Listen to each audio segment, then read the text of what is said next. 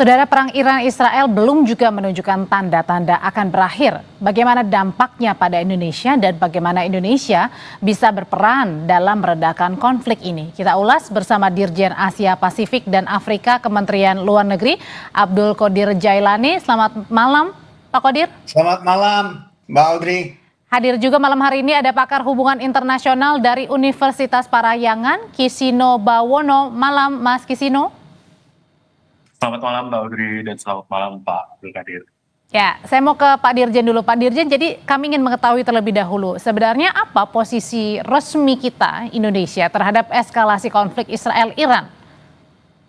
Sebenarnya pemerintah Indonesia dalam berbagai kesempatan telah menegaskan bahwa kita mengutuk serangan Israel terhadap Iran karena tindakan tersebut jelas merupakan tindakan yang tidak sesuai dengan piagam PBB serta ketentuan-ketentuan hukum internasional lainnya, misalnya dari Badan Energi Atom Internasional. Piagam PBB secara tegas melarang penggunaan kekuatan militer terhadap wilayah negara lain. Dan kita mengetahui bahwa Israel telah berusaha menjustifikasi pelanggaran hukumnya dengan dalih preemptive strike dalam rangka self defense atau yang disebut dengan membela diri. Dalam konteks hukum internasional, konsep preemptive strike itu merupakan suatu hal yang sangat kontroversial. Dalam konteks ini, kita ketahui Israel dapat menyerang Iran dengan alasan adanya ancaman atau kemungkinan Iran akan menyerangnya di kemudian hari. Dalam sejarah, konsep ini sudah terlampau sering di-abuse atau disalahgunakan oleh banyak negara. Bahkan Israel sendiri telah menggunakan alasan serupa ketika melakukan pendudukan di West Bank dan Gaza pada tahun 1967. Selain itu, dari konteks aturan Badan Hukum Energi Internasional, badan tersebut secara tegas melarang serangan militer terhadap instalasi nuklir dalam keadaan apapun, karena kita ketahui konflik ini memfokuskan instalasi nuklir sebagai sasaran, karena serangan terhadap instalasi nuklir akan menimbulkan dampak yang sangat berbahaya bagi kehidupan manusia dan kerusakan lingkungan hidup. Situasi ini memang sangat mengkhawatirkan, di mana kedua negara semakin meningkatkan serangannya, di mana instalasi nuklir jadi sasaran, dan Indonesia tentunya akan terus menghimbau dan mendesak kepada masyarakat internasional untuk mendorong terwujudnya solusi diplomasi. Dan karena yang paling terdampak adalah masyarakat itu sendiri ya, baik di Israel maupun juga di Iran ya, Pak Dubes ya, Pak Dirjen. Maksud saya, oke, saya mau ke Mas Kisino kalau gitu. Mas Kisino, menurut Anda sebagai pengamat, kalau begitu tadi kan ada seruan untuk dihentikan. Siapa yang harus menghentikan terlebih dahulu? Kalau dilihat dari kedua belah negara, antara Israel maupun Iran, siapa yang akan harus berhenti dulu? Ini rasanya sama seperti pertanyaan duluan mana antara ayam atau telur. Ya. Keduanya agak bisa diargumentasi, dua-duanya harus berhenti. Gitu ya.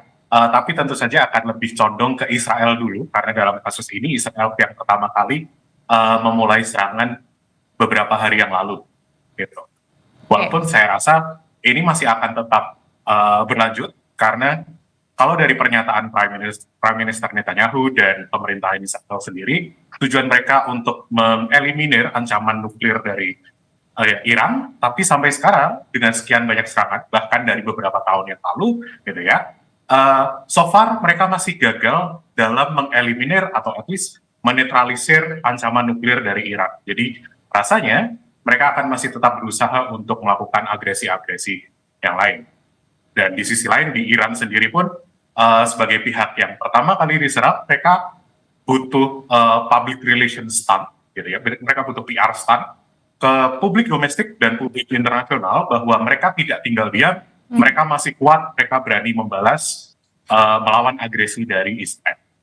Oke, kembali ke Pak Dirjen. Pak Dirjen, ini kan Presiden Trump juga sudah menyatakan beberapa pernyataan ya, seperti misalnya meminta warga di Iran untuk, di Teheran maksud kami, ini untuk melarikan atau mengungsi begitu. Nah, sebenarnya kalau yang Pak Dirjen lihat, apakah juga dari Presiden Prabowo sendiri ini juga harus menyatakan sikap gitu dan kemudian mendekati kepada beberapa negara-negara untuk kemudian sama-sama menyerukan nih untuk mengakhiri gencatan ini? Seperti diketahui kemarin dalam kunjungan di Singapura, Bapak Presiden Prabowo secara tegas mengatakan menggarisbawahi pentingnya untuk mencari solusi diplomatik di mana semua pihak diharapkan dapat menghentikan kekerasannya, menghentikan serangannya. Itu satu-satunya jalan. Dan memang saat ini kekhawatiran utama pemerintah Indonesia adalah melebarnya konflik ini menjadi lebih luas karena hal ini merupakan keprihatinan masyarakat internasional yang paling utama. Yang paling ditakutkan tadi melebarnya lebih luas ini seperti apa, Pak Dirjen?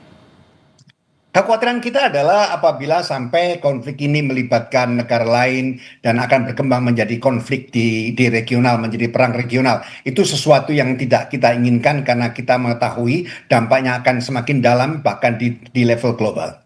Nah, kalau dari Mas Kisino sendiri, kalau yang ditakutkan adalah negara-negara lain ikut begitu ya untuk kemudian membantu misalnya dari segi Israel ataupun juga negara-negara yang membantu dari Iran begitu. Nah, ini sebenarnya apa yang paling dikhawatirkan jika nantinya negara-negara ini satu sama lain ini saling membantu dan akhirnya perang ini tidak bisa terhindarkan lagi atau kembali dilanjutkan?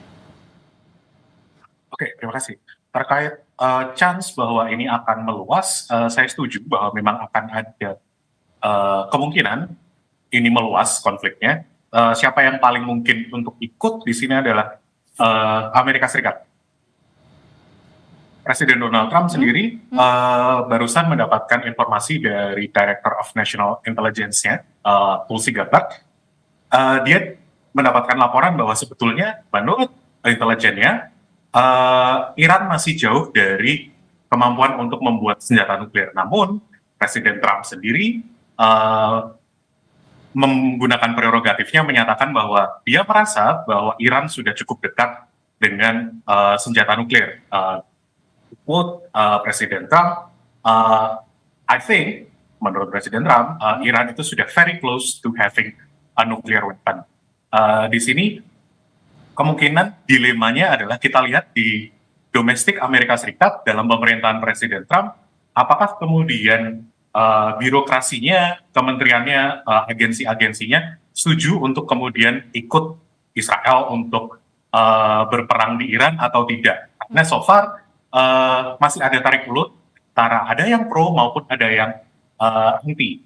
Dan dukungan terhadap tidak ikut perang di Iran itu nampaknya beberapa yang saya baca itu cukup bipartisan gitu sih. Jadi ini artinya masih belum ditentukan ya apakah akan ikut atau enggak ya? Ya, sebagai sebuah negara besar, Amerika yang paling mungkin untuk ikut perang, cuma ini masih tergantung dari domestik dari Amerika Serikat itu sendiri. Termasuk juga Mas Kisino kalau tidak salah ini baru-baru ini juga Presiden Trump berbicara melalui telepon dengan Benjamin Netanyahu begitu. Kira-kira pada saat itu apa yang dibicarakan, Mas Kisino?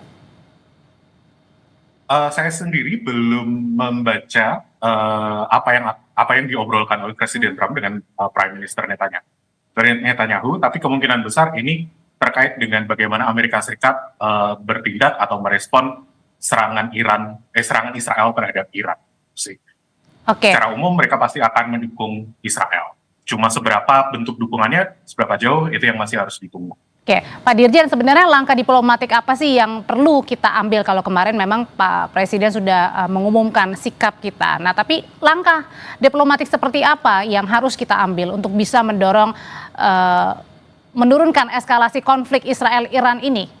Baik mungkin misalnya melalui forum bilateral kah atau PBB atau organisasi kerjasama Islam OKI misalnya?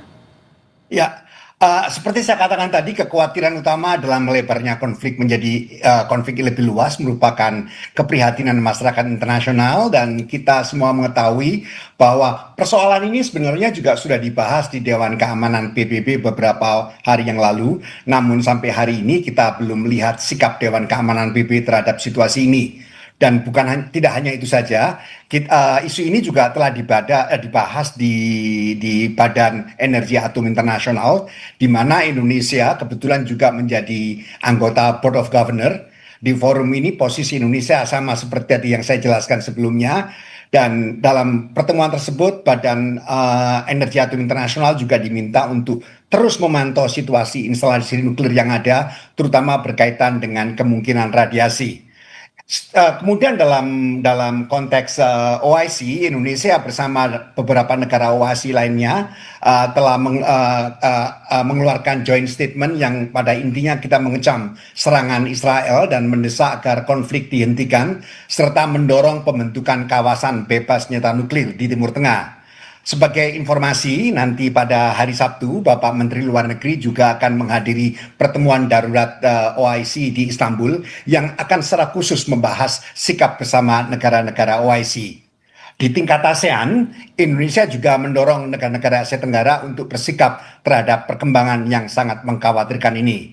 Selain itu, kita juga melakukan berbagai engagement secara regional dan di berbagai forum. Dan yang lebih penting lagi, satu hal yang perlu diperhatikan, salah satu upaya yang perlu kita lakukan untuk menyelesaikan konflik ini adalah pentingnya untuk menyelesaikan masalah Palestina, karena bagi Indonesia isu penjajahan Israel di Palestina merupakan akar persoalan semua konflik dan ketegangan di Timur Tengah. Pak Dirjen, yang kita tahu kan Israel ini dekat dengan Amerika Serikat, begitu juga dengan Iran yang dekat dengan Rusia dan juga Tiongkok atau China. Ini bagaimana caranya kita negara Indonesia ini menavigasi hubungan sesama antar Amerika Serikat, Tiongkok, Rusia di tengah-tengah isu Israel dan Iran yang saat ini sedang sangat-sangat memanas? Memang kita mengetahui bahwa tantangan utama politik luar negeri Indonesia saat ini adalah bagaimana kita menavigasi sesuai prinsip bebas aktif di antara semua persaingan great powers yang ada, dan bagaimana kita mencari strike balance, dan dapat dipastikan apa yang terjadi pada saat ini akan semakin memperuncing rivalitas ini dan dinamika ini. Dan yang lebih penting lagi, kita juga mengkhawatirkan konflik ini dapat menimbulkan ramifikasi global, terutama apabila konflik meluas. Hal ini terjadi karena paling tidak situasi ini akan menimbulkan gangguan pasokan energi dunia, karena kita ketahui bahwa semakin melebarnya konflik dapat mengakibatkan penutupan Selat Hormuz misalnya, yang sangat vital bagi pasokan minyak dunia. Sekedar informasi, 20% dan bahkan mungkin lebih perdagangan minyak dunia itu melewati Selat Hormuz. Seingat saya, kalau tidak salah, setiap hari sekitar 17 hingga 20 juta barel minyak mentah melewati Selat Hormuz, dan perdagangan global untuk LNG juga melewati Selat Hormuz. Apabila hal ini terus berlanjut, tentu saja ini akan membuat semakin kompleks pelaksanaan politik luar negeri ini, karena polarisasi global juga semakin kuat, dan situasi ini tentunya akan meningkatkan tantangan yang lebih besar bagi pelaksanaan politik luar negeri. Dan ini juga sudah mulai dirasakan ya dengan harga minyak yang naik ya, Pak Dirjen ya. Oke, kembali ke Mas Kisino kalau gitu. Mas Kisino, kalau Iran menyatakan bahwa serangan kami akan lanjutkan sampai Israel menyerah. Nah, ini gimana caranya untuk mencari penyelesaian supaya tidak berkelanjutan nih? Karena tadi sudah dideklar oleh Iran bahwa tidak akan berhenti sampai Israel menyerah. Oke, sayangnya gitu ya, rasanya ini masih akan tetap panas karena apa yang dilakukan Iran ini adalah bagian dari perpanjangan ideologi atau perpanjangan tujuan negara mereka sendiri. Republik Islam Iran didirikan dengan tujuan salah satunya untuk kemerdekaan Palestina. Bagaimana cara mereka memperjuangkan kemerdekaan Palestina adalah dengan menyerang Israel atau melawan Israel. Dan cara mereka dalam melawan Israel adalah apa? Ya, ketika mereka diserang, mereka juga melawan balik. Rasanya sementara concern khusus pada kemampuan nuklir Iran. Beliau sudah beberapa kali, paling tidak di 2010-an, bahkan di UNGA, sidang umum PBB, dia memberikan speech khusus meng-highlight bahwa Iran itu adalah salah satu ancaman dengan nuklirnya. Jadi rasanya kalau mau dilihat ya, Iran pasti akan tetap melakukan apa yang mereka anggap normal, apa yang mereka anggap mendekatkan mereka pada tujuan ideologis mereka. Jadi rasanya kayak susah. Dan ada pihak juga yang menduga-duga jangan-jangan ini ada perang dunia ketiga nih kalau misalnya Israel-Iran terus memanas. Betulkah hal demikian yang ditakutkan, Mas Kisino? Ketakutan untuk perang dunia ketiga itu adalah ketakutan yang sebetulnya cukup valid gitu ya. Bahwa kondisi dunia memang sedang tidak baik-baik saja. Kemarin kita ketambahan dengan India dan Pakistan konfliknya. Tapi secara umum saya masih merasa bahwa pemimpin-pemimpin dunia masih banyak yang cukup rasional. Mereka masih merasa bahwa perang, apalagi perang dunia, itu sebagai opsi yang sangat tidak ideal bagi mereka. Dan selama para pemimpin dunia masih merasa bahwa perang ada opsi yang tidak ideal, saya rasa perang dunia ketiga masih cukup jauh. Nah, terakhir kalau gitu ke Pak Dirjen, apa peran yang bisa kita mainkan untuk meredakan konflik ini? Seperti saya katakan tadi bahwa Indonesia akan terus mendorong hal ini di berbagai fora. Tadi saya katakan bahwa kita sudah melakukannya di Badan Energi Atom Internasional, di OIC, dan bahkan di ASEAN. Kita juga akan terus mendorong agar masyarakat internasional bersama-sama untuk memastikan kedua belah pihak dapat menghentikan konflik ini. Memang tantangannya hal ini tidak mudah karena situasi sudah sangat pelik sekali. Tadi sudah dikatakan Dubes Iran sudah mengatakan bahwa mereka tidak menginginkan adanya mediator dan sebagainya karena situasi memang sudah sangat pelik. Tapi yang pasti adalah sekarang ini kita perlu menegaskan kembali posisi Indonesia. Pertama, ilegalitas serangan Israel terhadap Iran, dan kedua pentingnya untuk menghentikan kekerasan karena bagi Indonesia solusi diplomatik merupakan tetap pilihan yang terbaik. Pak Dirjen, terima kasih. Pakar atau pengamat hukum hubungan internasional UNPAR, Mas Kisino, juga terima kasih sudah berbagi pandangan mengenai perang yang masih terus terjadi antara Israel dan juga Iran. Terima kasih, selamat malam Bapak-Bapak.